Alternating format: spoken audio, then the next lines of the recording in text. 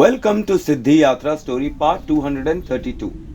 जय माँ काली, जय माँ तारा, आप सबका भला हो।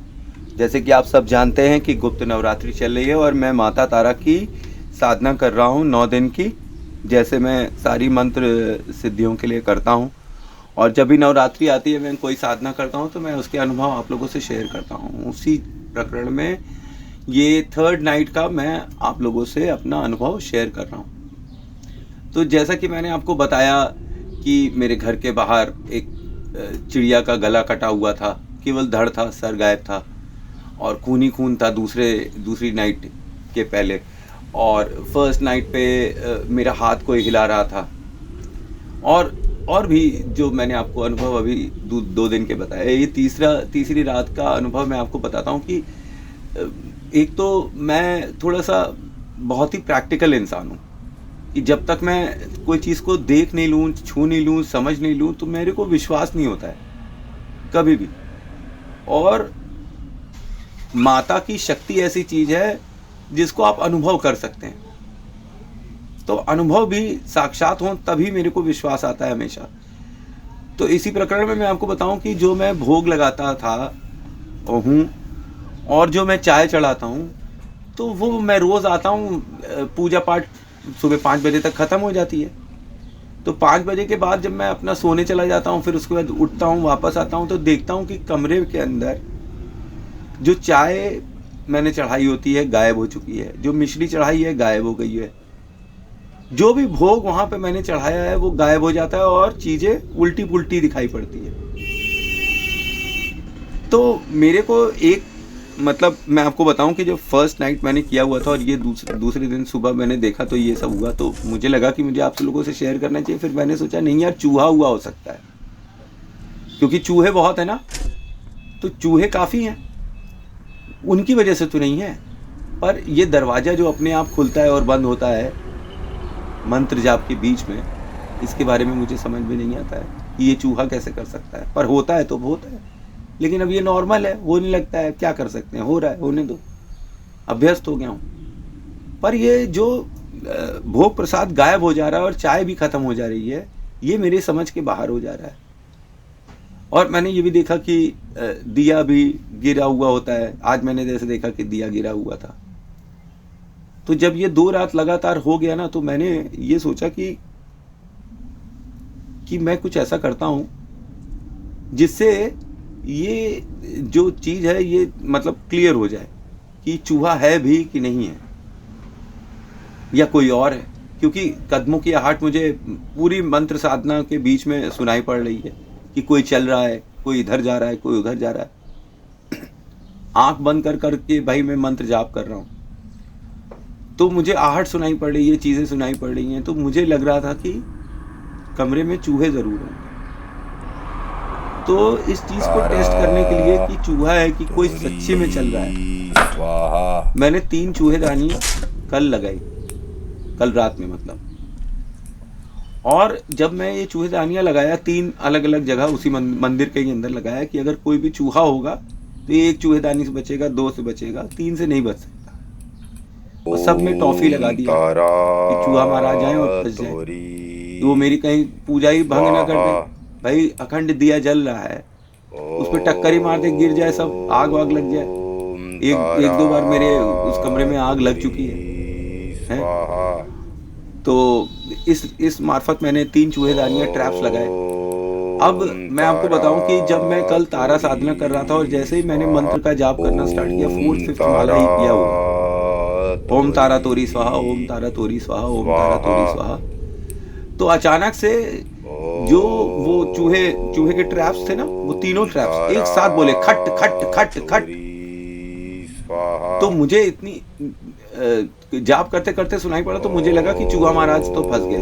अब चूहा महाराज तो अब फंस गया। और उसी वक्त मुझे लग रहा था कि जैसे कि कोई खटर पटर इधर उधर चल रहा है। तो मैंने कहा ये चूहे ही होंगे जो परेशान करते हैं, पैरों की आहट जैसे लगती है मुझे। तो अब क्योंकि कमरे में अंधेरा रखता हूँ और केवल एक रेड कलर का बल्ब जलाता हूँ, है ना, और रेड कलर की रोशनी रहती है, जैसा रूल है इस साधना का और माता की किसी भी साधना का रूल है कि कमरे के अंदर पिंक या रेड कलर का बल्ब होना चाहिए। तो आप समझिए कि जब तीनों बोल गए तो मैं बड़ा आश्वस्त हो गया कि चलो अब सुबह सुबह 3-3 चूहे मिलेंगे स्वाहा और इनको मैं निकाल दूंगा, दूर फेंक दूंगा। अब आप समझिए तारा कि कल कल की रात मुझे स्वाहा ना ही कोई झटके आए, ना ही कोई प्रॉब्लम हुआ, ना ही मेरे पैर ट्विस्ट हुए और कुछ नहीं। बस ये मैं कहूँगा कि आखिरी माला पे मुझे थोड़ा सा तारा ये मैं कहूँ कि थोड़ा सा हल्का सा जैसे एक झटका जैसा आता है ना, वो हुआ। And the entire meditation was very pleasant.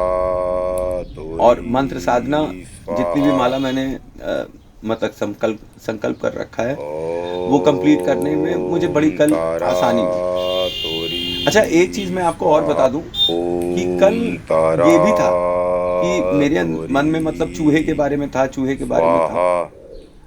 तो मेरे को जब मैं मंत्र जाप कर रहा था तो मुझे जैसे मन में मेरे चूहे की पेशाब की बदबू नहीं आती है, यूरिन की, वो इतनी जबरदस्त आ रही थी कि क्या बताऊं मैं। और वो जब तीनों ट्रैप्स खटखट बोले तो वो जो पेशाब की बदबू थी वो चली गई और इंटेंस गुलाब की खुशबू आने लगी। इनफैक्ट आज मैं सुबह जब स्नान कर रहा था उठकर अपने ऑफिस आने के लिए, तो मैंने अपने सर पर जब पानी डाला तो मेरे शरीर से गुलाब की खुशबू आ रही है, मतलब सर से खुशबू आ रही है, पता नहीं कैसे आ रही है, लेकिन अब आ रही थी तो क्या करा जा सकता है। खैर तो जब सुबह सुबह मैं फिर से कमरे में गया तो मैंने फिर वही स्थिति देखी कि ग्लास जो है वो आराम से जैसे रखा हुआ है वैसे ही रखा है, टेढ़ा मेढ़ा नहीं है, पर अंदर चाय गायब हो गई और जो भोग प्रसाद लगाया था वो सब भी गायब हो गया है। तो मैंने कहा 3-3 चूहे होने चाहिए, तो मैंने देखा कि वहां पर एक भी चूहा नहीं था। चूहे के जितने भी ट्रैप्स थे वो सब बंद हो गए थे और अंदर की जो क्या कहते हैं टॉफी मैंने लगा रखी वो उन ट्रैप्स के अंदर ही रह गई थी। ये मेरी समझ के बाहर है कि एक साथ तीनों ट्रैप्स कैसे बोले, और चलो अगर बोले भी तो किसके पैर से छुआ या किस चूहे ने ऐसा छुआ कि वो तीनों ट्रैप्स बंद कर दिए और अंदर की कोई मिठाई भी नहीं खाई। ये मेरी समझ के बाहर है।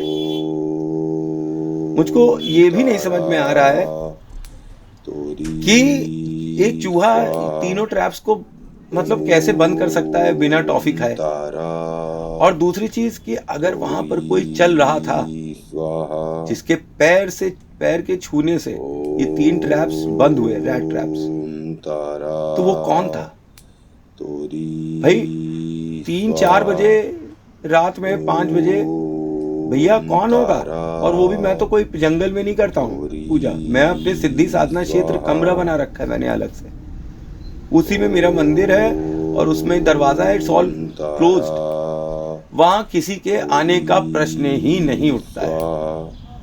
पर फिर भी ये सोचकर कि कल इस कमरे के अंदर कोई चल रहा था और वास्तव में चल रहा था, ये मेरे मन का वहम नहीं है, जिसके पैर के लगने से ये तीनों ट्रैप्स बंद हो गए। तो ये कौन सी शक्ति है? मैं तो माता तारा का आवाहन कर रहा हूं, तो क्या माता तारा आके भोग लगाकर चली जा रही हैं कि वास्तव में ये कुछ और है?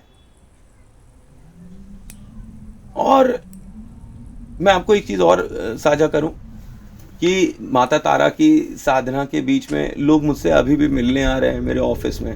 कल एक बच्चा आया था अपनी कुंडली वगैरह दिखाने के लिए, सब आते हैं, पैर छूते हैं, अब जो पूछते हैं बता देता हूं। तो माता तारा की साधना में अच्छे अनुभव हो रहे हैं मुझे। कल ही हम लोगों के मैं अपनी फैमिली के साथ फॉरेन ट्रिप प्लान करना स्टार्ट किया हुआ है। काफ़ी समय के बाद हम पूरी फैमिली, मेरे मदर फादर, मेरी फैमिली और मेरे भाई की फैमिली, हम लोग सब वियतनाम और उधर थाईलैंड वगैरह सब घूम कर आएंगे सब। तो ये प्लान्स हो रहे हैं, तो अच्छी खबरें आ रही हैं माता की तरफ से। कुछ पैसे का था हिसाब किताब, तो वो भी अच्छा हो रहा है। तो कहने का ये अर्थ है कि साधना में अनुभव चाहे कितने भी भयानक हो रहे हों, पर फाइनल रिजल्ट्स में माता की कृपा साफ दिखाई पड़ रही है। माँ तारा सब पे कृपा बनाए रखे। अब वो गीता बहन हो, वो जल्दी रिकवर कर जाए, पूजा हो, उसकी भी इच्छा पूरी हो जाए, दीपू की भी इच्छा पूरी हो जाए, पुनीत की भी इच्छा पूरी हो जाए, अलीशा कुछ करने लगे जिससे माता का नाम हो, रंजीत सिंह के भी रुके हुए काम पूरे हो जाएं, और भी जितने भक्त हैं माता के जो चैनल के माध्यम से जुड़े हैं और फिजिकली भी जुड़े हुए हैं मेरे थ्रू, तो उन सब की जायज़ इच्छाएं हमेशा पूरी हो जाएं। जैसा उन्होंने कर्म किया है उनको वैसे फल मिले और उन्हें कम से कम कष्ट हो और ज़्यादा से ज़्यादा सुख मिले। तो थैंक्स फॉर वॉचिंग। जय माँ काली, जय माँ तारा, आप सबका भला हो। कल के सिद्धि यात्रा स्टोरी एपिसोड में मैं अपने चौथी नाइट का अनुभव आपसे शेयर करूंगा। देखता हूं कि चूहा है या कोई शक्ति है या माता स्वयं है, ये समझने की कोशिश करता हूं और आपको भी बताता हूं। ओम तारा तोरी स्वाहा ओम तारा तोरी स्वाहा ओम तारा तोरी स्वाहा ओम तारा तोरी स्वाहा ओम तारा तोरी स्वाहा ओम तारा तोरी स्वाहा ओम तारा तोरी स्वाहा ओम तारा तोरी स्वाहा ओम तारा तोरी स्वाहा ओम तारा तोरी स्वाहा ओम तारा तोरी स्वाहा ओम तारा तोरी स्वाहा ओम तारा तोरी स्वाहा ओम तारा तोरी स्वाहा।